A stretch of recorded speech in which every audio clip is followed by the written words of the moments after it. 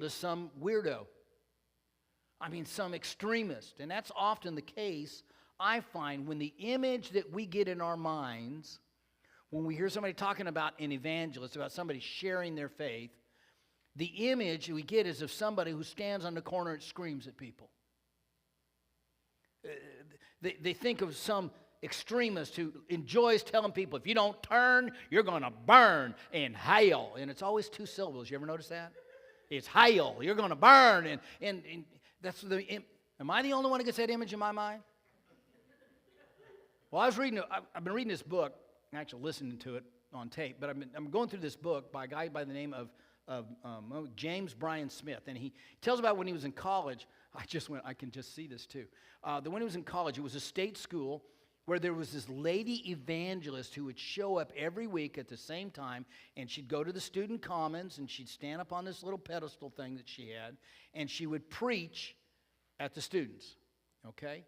And the thing was that she had this little catchphrase that she'd use over and over and over in her sermons. It was the same phrase. She'd say things, for example, God sees what you've been doing in that dorm room, and you're going to burn in the fires of... And she'd pause, and they'd all say, I blew it. I can't even get it right. She'd say, you're gonna read your notes, Russell, you'll get it right. He said, God, you're going to burn, and she would say, in the lake of, that's what, God's going to send you to hell to burn in the lake of fire. And she'd pause before she said that. You're going to burn in the lake of fire. He's been seeing you fornicating in those dorms, and you're going to burn in the lake of fire. But the problem, the guy said, reading this book, was that the students were showing up in droves, not really to listen to what she said, but to make fun of the way she said it. And it got to the point that every time she'd get to her little catchphrase, you're going to burn in the lake of, and she'd pause, they'd fill it in, fire. And he was a follower of Jesus. He said, I felt terrible about it, though, because all I could think is, man, you're not helping the cause here.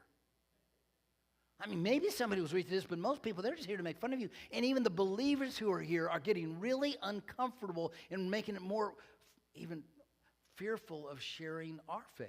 I just know that there are a lot of followers who are afraid to fish the way Jesus told us to fish for people because they've got this image in their minds of an evangelist, and it just scares them. They think, I don't want to be someone like that, and I don't want to be someone who stands up and says, you're going to burn in the lake of fire. That's just...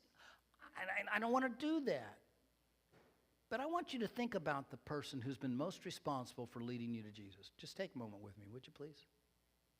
Think about that person who was most responsible for helping you find Christ. Did it look like that person screaming on the street corner? In fact, I think that most of you would, if you thought about the person most responsible for leading you to Christ, you're going to describe them things like they were a kind person, they were caring, they were loving, they were so patient. People who fished for you did not blast you out of the lake with a stick of dynamite. No. Instead, they kept putting together a lure that would be attractive to you. Kind of like my sweet grandmother did with me. My point is that there are a lot of followers who don't fish because they're afraid to fish. And apparently for the particular believers to whom Peter was writing this letter, that was the biggest issue for them. Fear. They were afraid to share their faith or talk about Jesus because some of the followers of Jesus in their day were actually being opposed and even persecuted for doing so. Can you imagine living in a culture that was increasingly hostile towards Christianity? Can you imagine? If you can't, where you been living? Under a rock? I read this week, I kid you not, I read this week about Christian couples in one particular state that are being denied foster care licenses because their Christian faith is at odds with the gender ideology of the state. So you're a Christian, but you are not qualified to be a foster parent because of what you... Can you believe that? Well, the people to whom Peter wrote knew that pressure, they knew what that was all about. To go fishing for Jesus because of it. And so Peter addresses that head on by quoting an Old Testament prophet, Isaiah, that said, do not fear their... Do not fear their threats. said, don't let fear stop you from becoming a follower who fishes. Reason or an excuse. Instead, he says, in your heart is Lord. In other words, Peter says, don't let fear stop what the Lord commanded us to do.